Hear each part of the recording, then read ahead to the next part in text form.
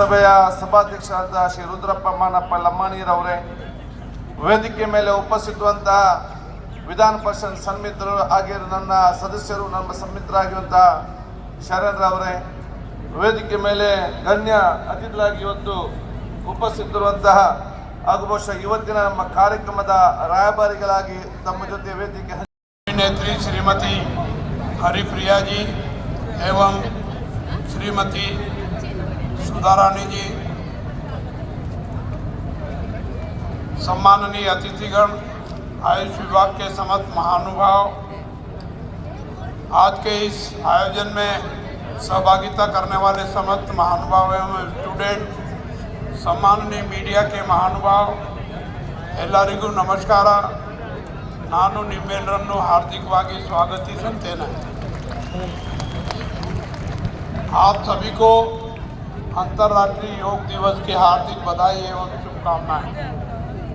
भारत की हजारों वर्ष पुरानी योग परंपरा को वैश्विक स्तर पर सम्मान दिलाने वाला अंतर्राष्ट्रीय योग दिवस आज दुनिया के सबसे बड़े स्वास्थ्य ಯೋಗ ದಿನಾಚರಣೆ ಕಾರ್ಯಕ್ರಮಕ್ಕೆ ಆಗಮಿಸಿರುವ ನಿಮ್ಮೆಲ್ಲರಿಗೂ ಹೃದಯಪೂರ್ವಕ ಅಭಿನಂದನೆಗಳು. ಇಂದು ಕರ್ನಾಟಕ ಸರ್ಕಾರದ ಆಯುಷ್ ಇಲಾಖೆಯ ವತಿಯಿಂದ ವಿಧಾನಸೌಧದ ಭವ್ಯ ಮೆಟ್ಟಿಲುಗಳ ಮೇಲೆ ಆರೋಗ್ಯಕರ ವೃದ್ಧಾಪ್ಯಕ್ಕಾಗಿ ಯೋಗ ಎಂಬ ಘೋಷವಾಕ್ಯದೊಂದಿಗೆ ಯಶಸ್ವಿಯಾಗಿ ಆಯೋಜಿಸಲಾದ 12ನೇ ಅಂತಾರಾಷ್ಟ್ರೀಯ ಯೋಗ ದಿನಾಚರಣೆ ಕಾರ್ಯಕ್ರಮ ಕಡಿಮೆಯಾಗುತ್ತದೆ. ಗರ್ಭಿಣಿಯರು, ಫ್ರೋಜನ್ ಶೋಲ್ಡರ್ ಸಮಸ್ಯೆ ಇದ್ದವರು ಈ ಆಸನವನ್ನು ಎಚ್ಚರಿಕೆಯಿಂದ ಮಾಡಬೇಕು ಅಥವಾ ಮಾಡದೇ ಇರುವುದು ಸೂಕ್ತ. ನಿಧಾನವಾಗಿ ವಾಪಸ್ ನಾವು ಎರಡು ಕಾಲುಗಳನ್ನು ಜೋಡಿಸಿಕೊಳ್ತೇವೆ. ಮುಂದಿನ ಉಸಿರಾಟ, ನಿಧಾನವಾಗಿ ಉಸಿರಾಡಿಸುತ್ತಾ ವಾಪಸ್ ಸಹಜ ಸ್ಥಿತಿಗೆ. ಕಾಲುಗಳನ್ನು ನೇರ ಮಾಡ್ತೇವೆ. Shavasana, corps Pasteur. ಎರಡು ಪಾದಗಳ ನಡುವೆ 3 ಅಡಿಗಳಷ್ಟು ಅಂತರ ಇರಲಿ.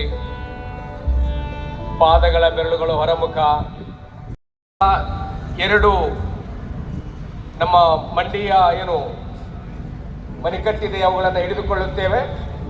ಹಿಮ್ಮಡಿಯ ಬಳಿ ಮಣಿಕಟ್ಟನ್ನು ಹಿಡಿದುಕೊಳ್ಳುತ್ತೇವೆ.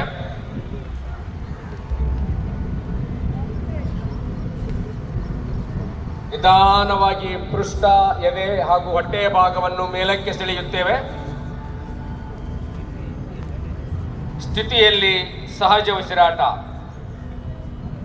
ಈ ಅಭ್ಯಾಸವನ್ನು ಮಾಡುವುದರಿಂದ ಮಾನಸಿಕ ಖಿನ್ನತೆ ನಿವಾರಣೆಯಾಗ್ತದೆ. ಆತಂಕ